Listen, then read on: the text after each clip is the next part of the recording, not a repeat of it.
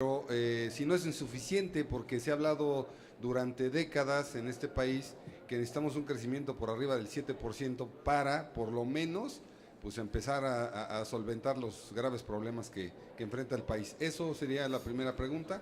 La segunda sería, en cuanto a aplicar recetas del señor Ortiz Mena y del desarrollo estabilizador, pues ya hay muchos empresarios y gente que oyó las declaraciones de López Obrador que califican eso como un planteamiento regresivo en materia económica.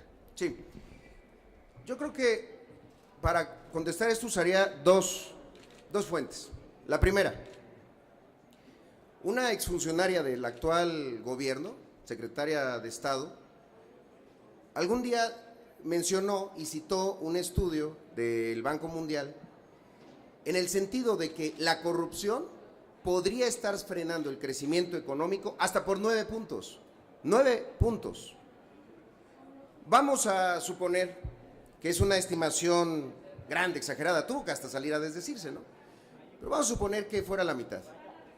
Hay evidencia teórica, práctica, incluso de calificadoras, que han establecido que la corrupción en nuestro país tiene implicaciones sobre el crecimiento económico del Producto Interno Bruto.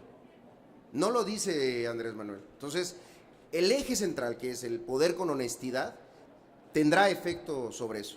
Número dos, recientemente el INEGI publicó su encuesta de victimización de las empresas y se reportan 4 millones de hechos delictivos al año que afectan a las empresas, directamente, comercios que son asaltados, cobro de piso, etcétera, etcétera, robo hormiga, o sea, todo ese espacio.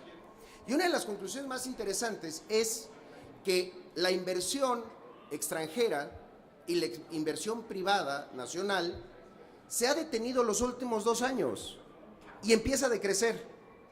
En esta administración, que supuestamente es muy moderna y que está a la vanguardia en términos económicos, pues no. ¿Qué está alejando a la inversión de México?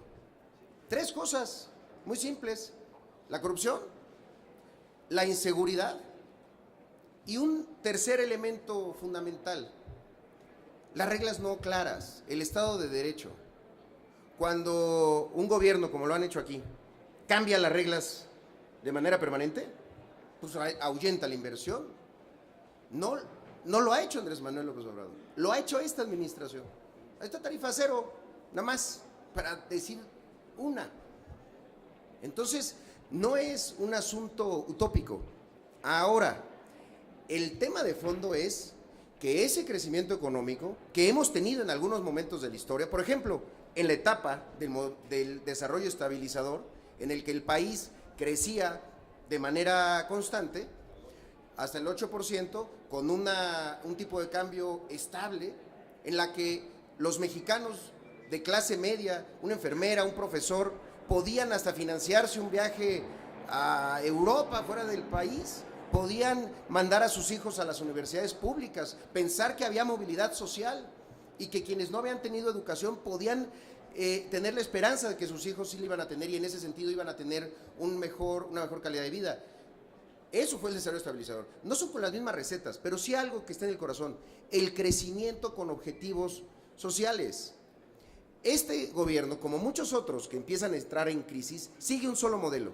El crecimiento es un fin en sí mismo. No, el crecimiento es un medio para el bienestar de la nación.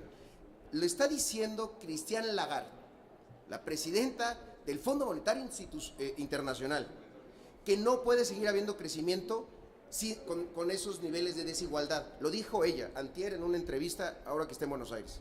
Entonces, el modelo económico se está modificando en todo el mundo y se están planteando que mientras el crecimiento no tenga vinculación con metas de política pública para acabar con la desigualdad, para poder tener la misma calidad de servicios para todos, para poder tener un techo mínimo de arranque de oportunidades, pues entonces seguiremos teniendo ese crecimiento que vienen aquí a defender, pero que sigue abriendo la brecha de desigualdad.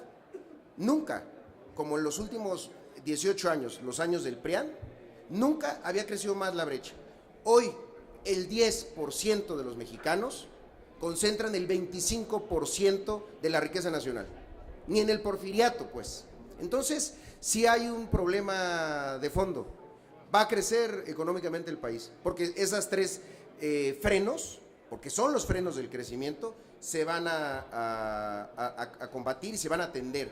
Y el otro, esta administración, esta, es la que ha gastado más proporción del gasto público en gasto corriente y no en inversión.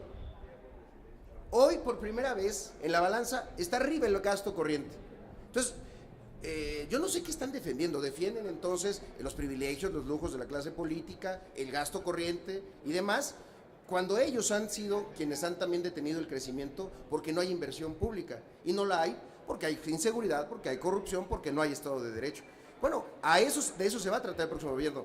Son retos fundamentales, pues se va a encontrar un desastre y vamos a tener que ordenar las cosas en el país, pero se van a ordenar en el marco de la legalidad y poniendo en el ejercicio de quienes quieren ser servidores públicos y funcionarios las ganas de servir y no de servirse, básicamente. O sea, el meollo del asunto es la de redistribución de la riqueza. Supongo yo que ese es el tema. Es decir, usted dice que se ha concentrado en un muy pequeño grupo